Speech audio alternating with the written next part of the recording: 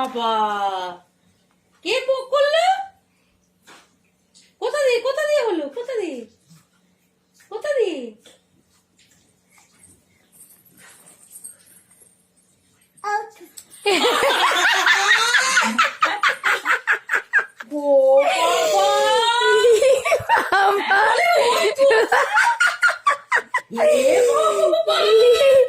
নিজে বক করে আর দিদিনের নামে দোষ দিচ্ছিস মামাই।